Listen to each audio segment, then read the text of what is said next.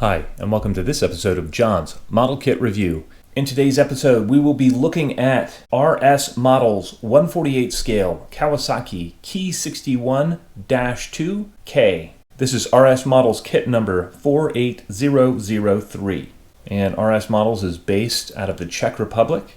In this in-process kit review, we're going to be taking a look at the kit instructions. We will also take a look at the small parts and the detail that's found on those. We will take a look at the decals that are included with the kit, as well as the color and marking guides that come with the kit.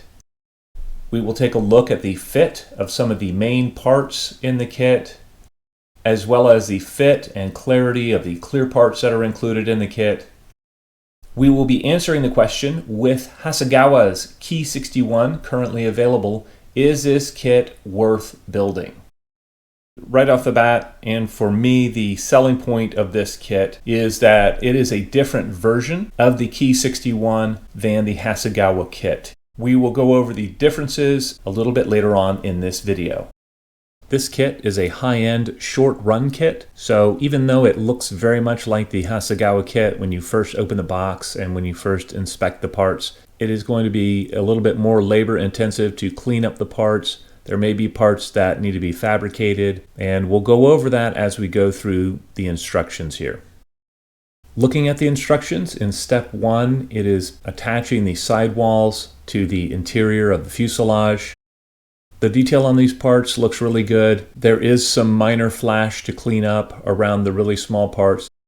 And you can see on each of the sidewall panels, there are some ejector pin marks that will also need to be cleaned up. Steps 3 through 5 cover building the gun sight, installing the cannons, and then mounting the instrument panel. In step 3, the clear parts that are called for the gun sight are not included with the kit. This isn't a huge deal. I'll use some clear plastic to fabricate those.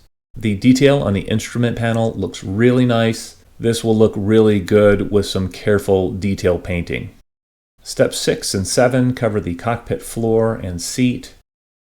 The cockpit floor itself looks nice, and the seat will turn out really well. Again, there's just some minor flash to clean up on all of these parts. In steps 8 through 10, we are completing the cockpit interior and installing the exhaust through the fuselage halves. In step 11, we are closing up the fuselage halves around the cockpit interior. I would really take my time on this step and dry fit everything repeatedly. Step 12 and 13 cover mounting the tail wheel and mounting the tail planes to the aircraft. There's not a positive locator for the tail wheel, so just take your time, make sure you're happy with the fit of that. The tail planes look like they'll go on fine. I have removed mine from the sprue and cleaned them up, and here's a picture of the fit of those. Moving on, step 14 covers the prop assembly, and step 15, there's actually a lot going on here. It's the installation of the cockpit glass. It also covers mounting the lower wing to the fuselage and mounting the upper wings to the fuselage and lower wing. I've shown the wing to fuselage fit after I've dry fitted it and cleaned up the edges, and I was able to get a really nice precise fit. I will glue the wings to the fuselage first to get a really clean wing root join. We can also see how the upper and lower wings fit together. Dry fitting the fuselage halves together and setting the front of the cockpit canopy in place. It really looks like the cockpit canopy is going to fit well. The clear parts themselves look really good. I don't see any distortion. The framework is cleanly molded, and these should look really nice once installed. Step 16 involves a little bit of fabrication. The instructions have you fabricating the wing cannons and the landing light cover. Again, this is minor scratch building. This shouldn't present too many problems for a more experienced builder. Steps 17 through 19 cover the radiator.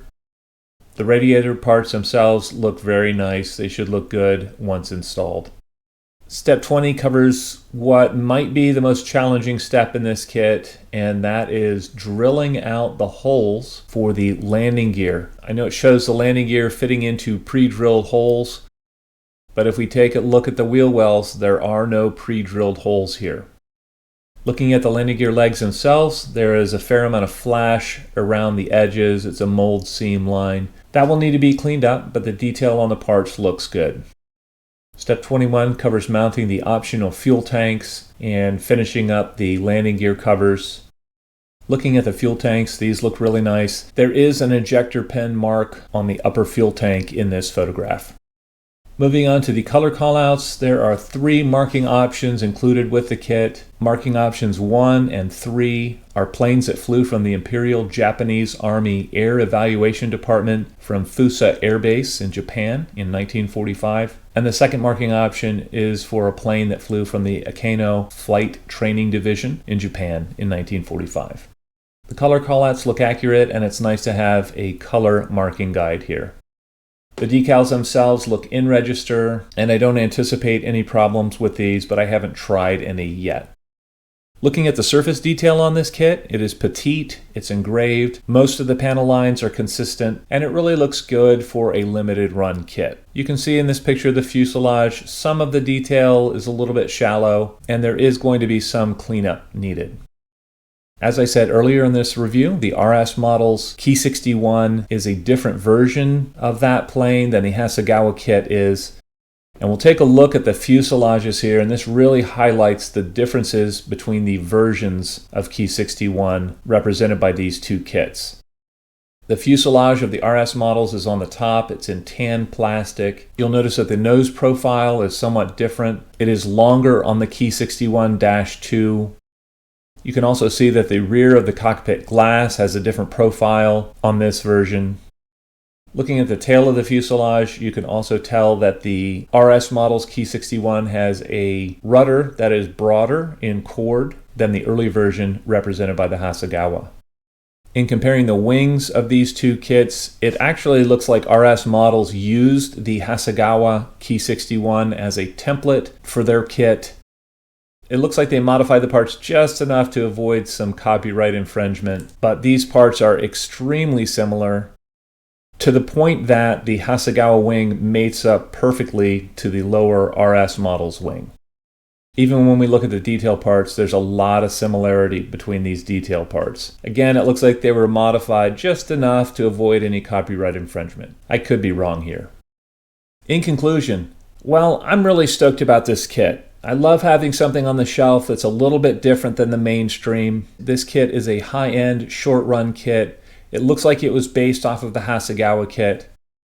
If you don't mind a little bit of scratch building here and there, if you don't mind a little bit of engineering to get the landing gear exactly right, if you don't mind dry fitting your parts and really taking your time on the fit of things, and doing a little bit of extra cleanup on the small parts, I think you're going to be rewarded with a really nice kit, and one that you're not going to see duplicates of at every model contest you go to.